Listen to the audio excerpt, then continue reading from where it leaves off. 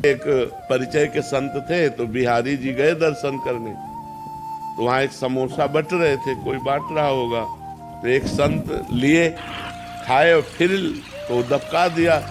समोसा देने वाला बार बार मांगता है। तो जो संत गए थे तो उन्होंने देखा कि तो बहुत अच्छे संत, हम इनको मानते थे, तो समोसा बार बार मांग के खा रहे हैं।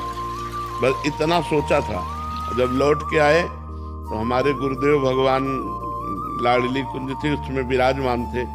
उनका तुम्हारे शरीर से दुर्गंध आ रही। तो उनका महाराज जी हम साबुन नहीं लगाते। उनका नहीं, ये दुर्गंध नहीं, कोई अपराध करके आ रहे हो। हमारे गुरु जी सिद्ध महापुरुष। तो उनका महाराज जी अपराध, तो बोले वैष्णव अपराध। बोले महाराज जी वैष्णव अपराध, हम किसी से मिलते ही नहीं, किसी से कोई मतलब। बोले नहीं, याद करो कोई वैष्णव अपराध। तो कहा अभी अभी एक दोष दर्शन हुआ। एक संत को हम बहुत अच्छा संत समझते थे, लेकिन वो बार बार तो बोले बस समोसा मांगने से वो गलत हो गए। अरे उन्हें भूख लगी है, अच्छा लगा, वो दोबारा मांग लिए, 3 बार मांग लिए, संत को क्या जाता है। तुम दोष दर्शन किए। महाराज जी 50 रुपए दिए। ये आज के 25 वर्ष पहले की बात होगी। और कहा जाओ समोसा खरीदो और उन संत को खोजो और उनको दो और उनसे क्षमा मांगो कि मेरी आपके प्रति दोष दृष्टि हो गई थी।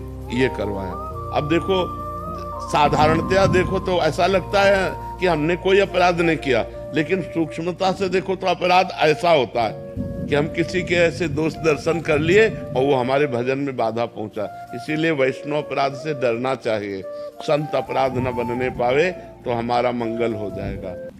और जीना सीखो, संघर्ष से लड़ना सीखो, संघर्ष करो, जिंदगी से लड़ना सीखो, हारना नहीं। सच्ची मानो ये मनुष्य जन्म है, हम अविनाशी हैं, परमात्मा के अंश है। दहाड़ना सीखो, हर कष्ट को गले लगाना सीखो, हर संघर्ष को रौंदना सीखो। अरे बिल्ली कुत्ते की तरह रो करके मर जाना ये मनुष्य जन्म नहीं। तो हम ये तुम्हें सिखा रहे कि अगर भगवान से जुड़ोगे तो तुम जीत जाओगे, और भगवान से नहीं जुड़ोगे तो मृत्यु लोक है, कोई सहारा देने वाला नहीं। इसलिए उठो, जागो, तुम सच्चिदानंद स्वरूप हो, तुम भगवान के अंश हो। तुम भगवत भक्ति के द्वारा इस माया पर विजय प्राप्त करो, ना कि माया के द्वारा रौंद दिए